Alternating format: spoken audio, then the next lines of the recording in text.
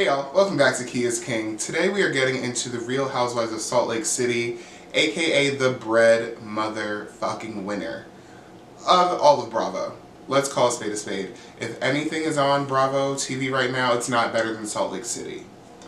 Period. We are at season 5, episode 13, if I did not say so already, and we are getting right into it. I've seen a lot of chatter online in the past week or so that there hasn't been a filler episode one time. In 13 episodes, not one. So, thank you for feeding us, and other franchises, take fucking note, please. We are opening with a split opener. We had Meredith and her Xan crew, short for Xanax if you're unaware or not tuned in with the times, because she has been feeding her and her children Xanax from the time they were born. Allegedly. And my little crystal ball says they're all on some type of fucking sedative. There's no reason why a group of people need to be sounding, looking, and talking like that. None. There's just none. It's not natural. Shout out to Seth though, because he's the only one that ever has some fucking sense or like knows what's going on. They were trying to have some bullshit conversation about some bullshit whatever, and Seth's like, let's talk about the bat mitzvah, and all of the debauchery that happened. How about that? So they start talking about that and Meredith's feelings and how she's just so offended by Angie and her slut shaming and da da da da da. You sound like a guilty slut. That's what you sound like. Because why do you give a fuck? Why? Why? A hit dog will holler. If the shoe fits, fucking wear it. You really seem to care about all this. And it's making it suspicious. Is it because you're a garbage whore that fucks half of New York? Should we ask Lisa, your newly found best friend, who said that about you? But we move on from Meredith and her Xanax crew. It's time for her to go. She needs to go. She needs to go. Before we move on from her, she needs to go. I know I've said it a million times, she needs to go. But we jump over to Angie, who was on the other side of that fight, and she's just upset. She said she's been crying since she got kicked out of Meredith's party, which you ain't got to do all that. Suck them tears up, because Meredith is not worth it. But she's talking to her husband, and they're just over the bullshit, essentially. They're over the bullshit. Meredith's daughter thought it was funny that Sean, Angie's husband, tried to interject and tell her she didn't know both sides of the story, which she didn't, which she looked stupid as fuck for. But I guess perspective is a motherfucker, and hindsight is 20/20 for real. But they thought they were really doing something by talking about Angie and them, but they just looked like a bunch of zanned out losers. For real. We then move on to Mary at Angie's house, and everybody online was laughing at this scene because Mary let herself into Angie's house after not hearing the doorbell or her knocking, and so Mary's just sitting in her living room very casually, and Angie's tiptoeing around like trying to like get stuff ready and got scared by Mary being in her house, which I want to know how performative that was, because there's a camera crew that's set up and pointed in your living room while you're in your kitchen. Did you think that they were just like kind of setting up? Like, did you think, like, you know what I'm saying? So I want to know how real that was. But either way, it was a nice laugh before we got into more tears. I love Mary so much. I've literally loved Mary since day one. Unlike some people, but that's fine. You know, some people are late to parties sometimes. She has been making me sob. Like, sob. It took me a moment to like have to move on myself when I was watching this episode. I watched it a couple times. Each time this scene made me cry like a fucking baby, and I had to like talk myself out of sadness to move on. I was like, oh my god, we have a show to do. But she's talking about Robert Jr. and she's finally sharing with Angie that he is in the grips of addiction, all the way up to heroin, which I don't know if he even revealed in that first conversation they had, but he was doing heroin. Which is terrifying. But she's just recalling all this to Angie. She's like, Angie, like, he wanted to die, like, I don't know what I did. And I'm curious to know if the timeline of Robert Jr.'s struggles match up with the timeline of Mary being on this show. Because I believe he's like around 21, 22 now. It was about 16 when this started. The show is in its 5th season, which means it's roughly in its like 4th or 5th year. So is that the time where Robert was just like I can't do this anymore.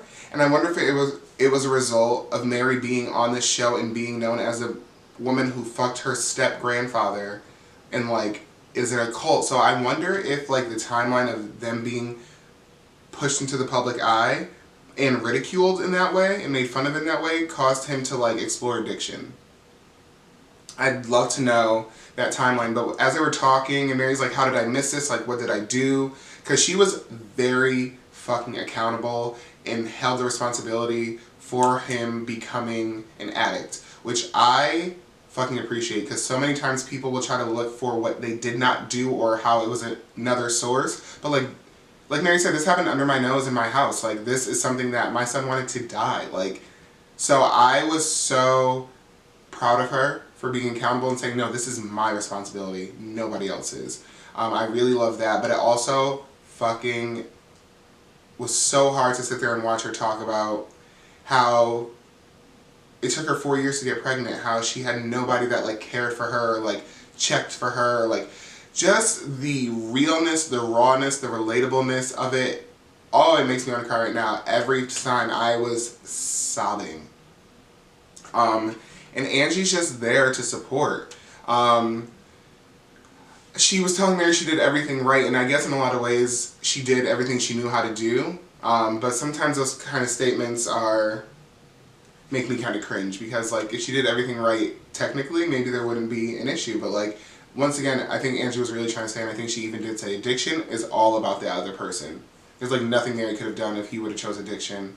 It's an illness, it's a disease, and so it should be treated as such. But Angie was there for Mary like a real sister. Like, I'm sure if you know that video, they were real sisters. That's literally what I said to make myself feel better after this, because that is sisterhood, that is friendship, and that's what the fuck I'm here for at the end of the day when I watch these shows. Yes, I want to see the wealth, the opulence, but I want to see real ass people doing real ass things while still having that wealth and opulence.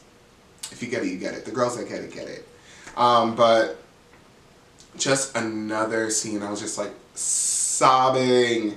But they mentioned the Mexico trip, because we know we're going to Puerto Vallarta this episode, and Mary's like, I'm going to make it happen. I don't know how, but I'm going to do it.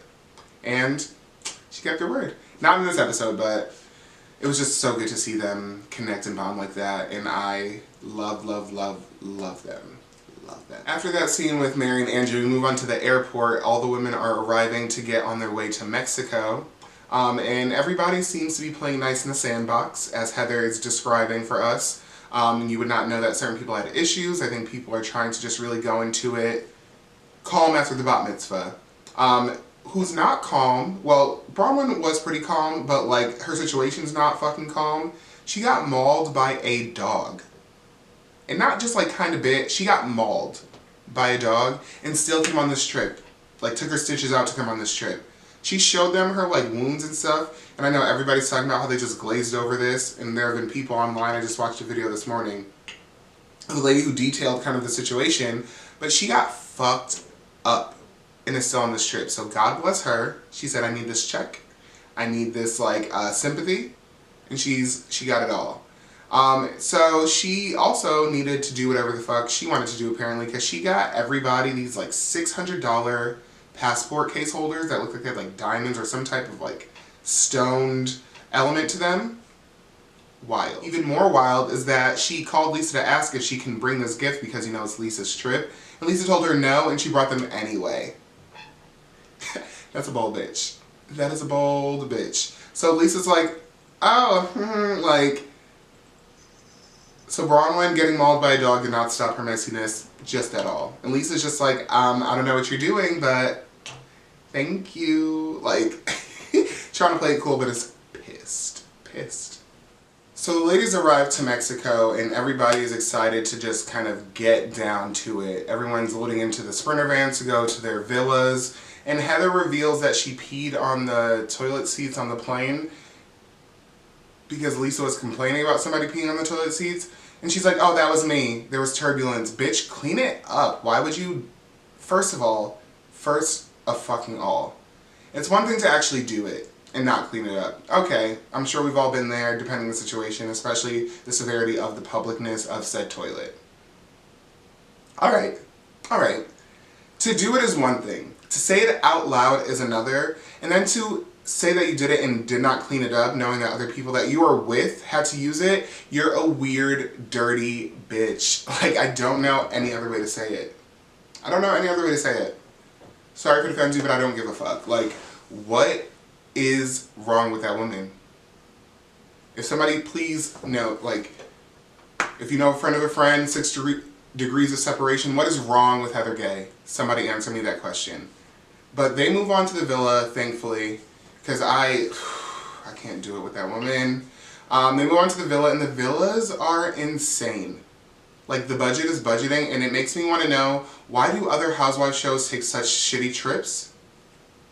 If production is paying for this shit, which they really fucking are, why do they take shitty vacations on other franchises? Everything should be villaed the fuck out like this is. But I was like, I need to go to this place. And wherever they are, like, it's like Vida something. So I don't know if Vida's like a state in Mexico, but like Vida's like an actual thing. We know that's the name of Lisa's tequila brand. But living a vida loca, like, for real. For real.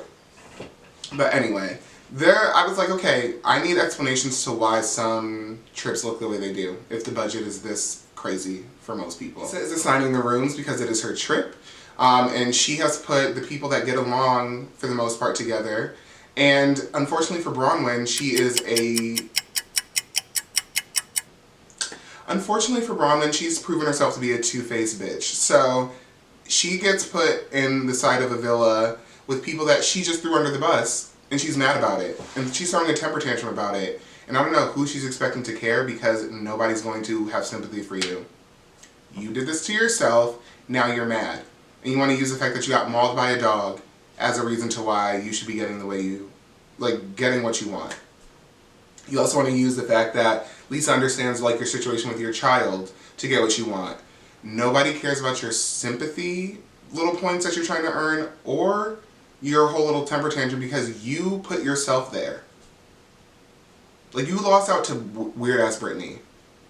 I want you to reflect on that while you're trying to have a temper tantrum with anybody who will listen to you. Which, ironically enough, she thinks she's going to waddle her way into Whitney and Angie's rooms to talk about how upset she is that she got stuck with them, essentially. Whitney's like, you just freshly threw us under the bus and you want us to give a fuck? Nah, and Whitney was looking at her like, bitch, you got the wrong Wild Rose. You got the wrong white girl. Like, she was looking at her like, and? Okay. And Bronwyn she just doesn't understand. She doesn't get it. She keeps talking about, like, she was snubbed out of, like, the side of the villa with Lisa and them. This trip is the snub, bitch. Like, this is the snub. Lisa's whole idea for this trip was to prove that she is A, rich, just like you are, and that she can put a better trip on than you can. You were worried about the room, and the whole trip is the snub. So, like, you missed the mark on that one. Girl, you missed it hard. So Bronwyn is not even on the page with everybody else as far as understanding the context of this trip. She's groveling to Whitney and Angie, who could barely give a fuck to hear it. And she's trying to get points for and use, like, her situation in life as a reason to why she should be getting the room and the space accommodated the way she wants to. Clock out. Nobody cares about any of those things. Also, the two sides of the villa, like, it's like copy and paste. So she got, like, the nice room on her side of the villa. Once again, the lights are on, and I don't know if anybody's ever lived at home. What is happening? Another fall from grace. My God. What is in the water? Keep it over there, whatever it is. So they have a quick scene of Meredith, who needs to be doing something else with her time, and Lisa. And they are just downloading about all the details, all the trips so far, just how they're doing. And Lisa is over Bronwyn, which at this point, I do not blame her. I would be over Bronwyn too. And Meredith is over Angie, and Meredith can shut the fuck up, because we're over her. She's not right in the situation. Lisa could be a little right about Bronwyn. Meredith's not right about Angie, so invalidated, no. But she's just really going on and on about this whole Angie thing and how she can't do it and she can't be bothered. And Lisa, of course, because, you know, we have to have an OG pack this season, she's like, yeah, Angie better be on her best behavior this trip. And what are you about to do if she's not? Drink a Diet Coke and yell? Angie will punch you in your face. Quite literally. Like, if Angie was not on TV, she might have hit one of these bitches already. So, she better be on her best behavior. Lisa, what are you gonna do? Please let me know. And spoiler alert, we see next episode you leave the dinner crying. So apparently you're not gonna do shit. So then we transition to dinner. And of course, you know, dinner is where it always goes down. And rarely the food goes down because they're just arguing. But everyone's getting ready for dinner. They're all gathering. They're mingling. And Lisa has decided they're going to stop for drinks before they do dinner. They're on some type of like golf. It's like they're bar hopping in golf carts at this resort they're at, kind of. And I like that idea. That seems fun. So they're on their way to get drinks. They're all sitting around talking. And of course, Weird as Brittany has an announcement because she is the queen of announcements. And per usual, nobody gives a fuck about her announcement, which this one is actually probably, I'm trying to think. This one's probably actually her first announcement that is not terrible and not that awful. But at this point, she's played this card too much and nobody gives a fuck. But she's sharing that her daughters that were estranged from her because she chose Dick over them. She's saying that one of them stayed the night at her house and is like spending time with her, which is a big deal for her, and she's very happy, which, good for that. Wild to share out loud, but nobody gave a fuck, and she was offended. Again, stop sharing shit and you won't be offended. It really seems like simple math to me, but who am I? I say it all the time. Who am I? Just a man. I don't know how I could forget, maybe because she's fucking irrelevant at this point. But Meredith has this weak ass setup before dinner that she's going to take the gifts that Angie provided her, which included shampoo, apparently salon quality, like hundreds of dollar bottles worth of shampoo and conditioner. She's going to gift it back to her and have it be left at the dinner table before they arrive. Just a weak woman. Just weak. That is weak as hell. And she was going on and on about how there's like sulfate in the shampoo and conditioner and she has a certain product in her hair and she can't use sulfate and Angie knows that and how insulting and like she did that on purpose. This is why you were about to lose your job. I hope you do. I hope you lose it expeditiously. I hope you lose your job quicker than you've lost anything else in your life. You need to go to the left. And if it's just backwards for the video, that way, you're left. She needs to go. She needs to go. So we're still pre-dinner having conversation after Brittany's whack announcement. And Bronwyn's just still complaining. Everybody's talking about like how they love their rooms. And Bronwyn's like, well, I'll be the one that contradicts the vibe. Okay. She used some big word and Brittany's like, oh wow, word of the day. And Brittany was low-key whacking Bronwyn during this little interaction. But Bronwyn goes on to say how she's disappointed with the room situation and that Lisa is like icing her out and being mean to her, and Lisa knows what's happening with her daughter and her life and her leg and her wounds and her stitches and like how could she do this? And everyone's like, what? Brittany's like, I like my room a lot. I'm not changing.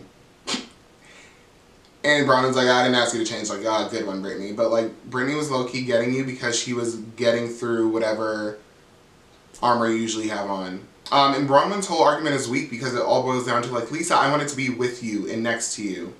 Lisa's like, you were next door in a very nice room. What are you talking about? So the whole thing's like, Lisa, I'm not like in the group with like, and Heather's like, we all have our own rooms. We're not like sleeping in like bunk beds or like in the communal like space. She was like, we all have rooms with the doors on them. So like, we're not even like sleeping together. So like, what is the issue? And what is the issue? Because now you just sound like you want to eat some box. Because why do you need to be next door to Lisa? And it sounds like you still are. Maybe you have to walk down a hallway. Whoop-de-doo, bitch. So she lost the argument. She lost me. I'm sure she lost the ladies. Because what are we really talking about at this point? What are you really upset about? You are looking to pick a fight after being a two-faced bitch. That doesn't work for most people. Hello? So Bronwyn and Lisa take it upon themselves because they walk over to dinner from their little drink spot. They argued the entire walk to dinner. They literally walked up to the hostess desk still arguing and Lisa's like, hi Lisa Barlow for like 6 people in between them arguing. So they argue all the way up to the table, which at that point Brittany decides she's going to jump in and join in and try to add some more salt to Bronwyn's wounds. Because she's still a little salty from Bronwyn, I think, turning on her in 5 minutes literally. In their hot minute friendship that they had last episode. So Brittany's like, okay, I'll join back in. And Brittany joins in. She's trying to kind of engage Bronwyn. Bronwyn's she's having a time talking to to Lisa and Britt. And it's like not really going anywhere. Which transitions to Britt and Angie, because of course she has to re-engage her. Well, Angie, not for nothing, sits down and has this bag in her chair with shampoo in it that she knows she gave her. And it, of course, is like a Brooks Marks bag, which is Meredith's son, and who's always in the women's drama, but Meredith is mad that he's involved. Okay. But Angie's like, okay, what is this? And so that sparks Meredith and Angie, and Meredith is saying some bullshit, some stupid shit that nobody really wants to fucking hear. And she's once again deadass wrong about why she's even mad. She has no idea why she's mad. She just wants to be mad so bad at Angie. And once again, she's not even right. And so Brittany jumps in trying to hide the fact that she started everything. And she is the reason why all this stupid shit is even happening. And she is unsuccessful because Bronwyn is there, and Bronwyn does not like Brittany at all, and Bronwyn's willing to throw her under the bus any chance she gets. So Bronwyn's like, you started the conversation, Brittany. Like, you're the one that threw the first punch, and now you're mad you got a busted lip. And everybody's like, did you do that? Did you start it? And Brittany's like, I didn't, did I? Just playing stupid. And she's not really playing, she's just fucking stupid, I'm convinced. I wanted to just scream. But Angie at one point throws the bag at Brittany, which half hits Meredith, and the shampoo comes out and like knocks the silverware. Angie's a thug. Angie, that's what I'm saying. Angie, I think, wants to hit somebody. They thought Jen Shah was giving out black eyes, which she didn't because it was Heather Gay's Botox from Beauty Lab, allegedly. But I feel like Angie would fuck them up if she could. She was like, oh, you really want to see Greek Mafia? I will give you Greek Mafia. So as everyone's arguing and kind of trying to dismantle who started the whole slutty thing, Lisa chimes in, and Angie's like, do not defend her. Like, stay out of it. Don't do that. You wouldn't like it if I did that. And that sparks both Meredith and Lisa to start screaming and, like, attacking Angie. They want Angie to be the problem so bad. And it's so fucking desperate, and it's so weird to me. So both Meredith and Lisa are now down Angie's throat, trying to make her the problem so desperately, and Bronwyn had to remind them again that, like, it was Brittany. And they finally let it sink in, and they're like, oh. Which then leads Meredith to apologize to Angie, and Angie takes it, and she, like, kind of gives her one back, but I'm just like, the way I would have thrown my drink at her, because, bitch, you wanted me to be the problem so bad that you just refuse to use your brain at all. You literally let the Xanax just like override and coat your brain stem that desperately. For what? For what? Yeah, and before Meredith managed to get her way to an apology, Angie was like, Brittany, stay out of this. I'm talking to Meredith. Literally be quiet. And she was like, Meredith, let's focus on what we were talking about, please. Which Bronwyn then again reconfirms that it was Brittany. The apology happens, and everybody seems to be good in that moment. Thank God. So they all feel stupid and are still somehow trying to make this Angie's like issue because like, well, now that Brittany started it, but Angie still went too far and should apologize. Fuck you. You cannot control how somebody responds to the shit you start. Point blank and the period. And to top it all off, Heather is calling out Brittany for being a hypocrite literally in the moment. She's like, you say you don't drink and you're drinking. You say you don't fuck and you have a boyfriend. And Brittany's like, that doesn't mean we have sex because I have a boyfriend. But apparently showed them her crotchless panties that he bought them. So like, girl bye. But Heather is trying to save the day and save face with somebody by calling out Brittany and letting her know she's being a hypocrite and that she started it and that that's not cool. But that also sparked Meredith to apologize too. And that's how we bring this episode to an end. There is more Puerto Vallarta drama to come. These women are clocked in. They are not filling in no filler episodes. Everything is action, drama, entertainment, authenticity, realness, and that's why they are number one. So please come back for more. Do not forget to comment, like, and subscribe. And I will see you very soon for something else.